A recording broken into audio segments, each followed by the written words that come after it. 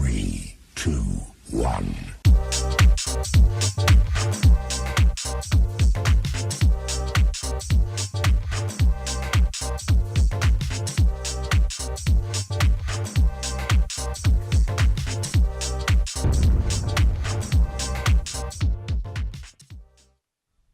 Hey Loyola, welcome to Hounds Unscripted, a new show created by Loyola students. We tackle the hot button and sometimes controversial issues affecting our campus and community. I'm your host, Don Proto. Our first topic is one that's common to colleges everywhere, the drinking culture on campuses. To find out what it's like, we sent our crew around campus to get students' thoughts. Once it gets later in the night, there's only drinking on campus and off campus, so there's not much to do, but I don't drink, so I still go out to places where people that do drink go to, so it's just fun hanging out with my friends mostly. It's kind of like hard for me because I don't drink, so it's just like, I don't know what to do, so it's usually just me like sitting around on the weekends, so that's why I'm going to have like special events that I have to like make sure I go because it's like something to look forward to. Well, there's always been various different programs on campus that are alternatives to drinking. There's always new programs, I know, especially in our office that are beginning. We have Rooted Here for Junior Year, which is a program for juniors to go off campus and explore different Baltimore communities. There are also different programming activities that we do with first years, whether they're on the weekends or during the week. We have a lot of evergreens that host different dinners or movie nights or things like that. And I would say as a campus, there's always something going on campus. It's just trying to find those activities. I definitely like a lot of the stuff that we do have planned. It's not always things that people want to go to. I know that options is an option, but I don't really know what they do exactly. They're not really big on advertising. Because there's a lot of things that are provided, but not many people know about them, or it needs to be marketed better. I think a few people know about it, but there needs to be a way to get everyone involved. It's present, but it's not forced on you. If you don't want to drink, there's like really no pressure to drink. Now that you've heard what college students and administrators have to say, let's go to our studio panel to take a deeper look. Our studio panelists are Rachel Kennedy and Dan Sestone. Thank you for being here. Anytime, Don. Our first question is, what do you think are the safety hazards that are posed to students when they're traveling off campus to bars? Well, I think that one of the biggest safety concerns is getting in taxis that a lot of students use to go downtown because you're not really sure who you're going with. The taxi drivers, you don't really know who they are, so you don't know if they're not charging you the right amount of money, and it becomes a risk when you're going and traveling other places. Absolutely. How about you, Dan? I think more than getting out is going and is where they're coming from, the people, because they're coming from a lot of suburban areas, especially at Loyola, a lot of New York, Connecticut, New Jersey people who haven't been out in a city like Baltimore. So they don't really know how to act, they don't know what to do, so their social IQ, I think, sometimes is low. I know when I came here, I wasn't as up on it now as I am now. I'm a senior. But there's definitely things that students do that they shouldn't do that gets them in danger and puts them at risk for more things to happen. Absolutely. And, kind of keeping up with this conversation, the safety hazards, what are ways the administration, in collaboration with the students, where the students can be educated and where the administrators can try to help prevent these types of things from happening? Well, I think it's important to realize that they're not going to avoid these situations. So you need to teach them the right ways to react. And I know when I was a freshman coming in, I had to take a program online that put you in different situations and taught you how to respond appropriately.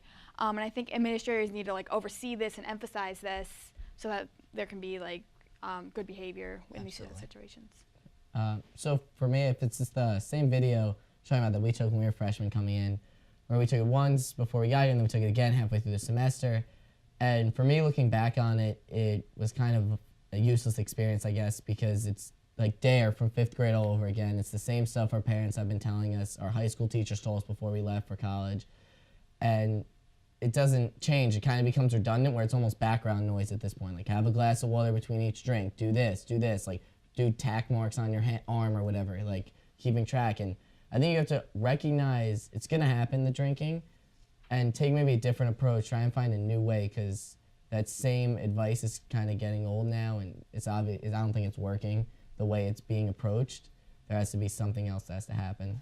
Absolutely. And I guess my last question for you guys is, What responsibility can students take when they're traveling out and they're drinking and they're being part of the drinking culture?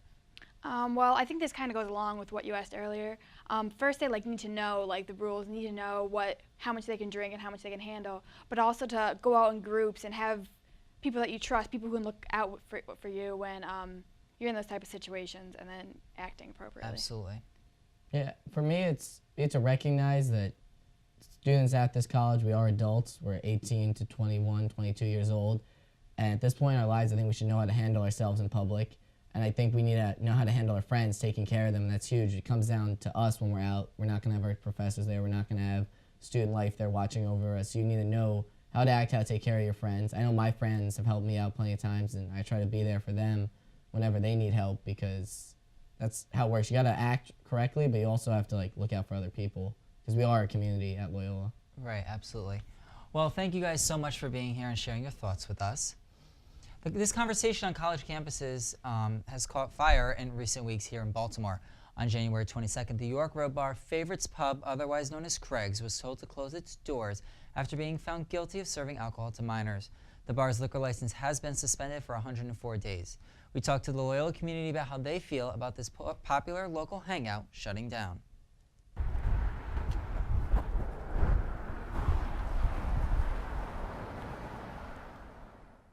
I think Craig's wasn't as big of a deal as everyone's making it out to be. I think it's a shame that Craig's closed because freshmen don't have anywhere to go. I'm saying freshmen because it was 18 to dance or party and then 21 to drink. I think it's good and bad. I mean, a lot of Loyola kids had some really great times there, but at the same time, we're destructive when we're at the bar. I think a lot of the underclassmen are going to be upset by it, just because it was one of our popular watering holes. It's just not right. Sophomore year, me and 4 or 5 of my friends broke the stage and didn't have one for 2 weeks. Craig's is so dangerous. It was kind of gross and crowded and full of underage kids, and I feel like it was just a recipe for disaster, and a lot of kids got in trouble. I will miss the close-knit environment. It was all Loyola students always. During the raid, I believe that they asked what other schools were present, and other schools were booed. I won't miss it taking 2 hours to try and cross the bar because there were so many people. Negative memories would be just trying to get through the massive bodies to even just go to the bathroom. I got denied when I was 21 and everybody else was 20 and 19 years old, so that's always fun. You couldn't use the bathroom there. It's just disgusting. I will miss the beer showers, I'm not gonna lie. And I do think it was a shame because also for seniors, it was the watering hole on Tuesdays. We tried to speak with officials about the situation, but no one would comment because of ongoing litigation in the case. As today's program has shown, the drinking culture on college campuses is an issue that isn't going anywhere, and solutions will only be found if students, colleges, and communities start having conversations about what can be done and what is being done. Keep an eye out for how Loyola and other college campuses and the Baltimore community address and adapt to these changes. I'm Don Proto, and that's our episode. Tune in next time when we take a look at other issues and events that are happening on campus and how students are responding. Thank you for joining us.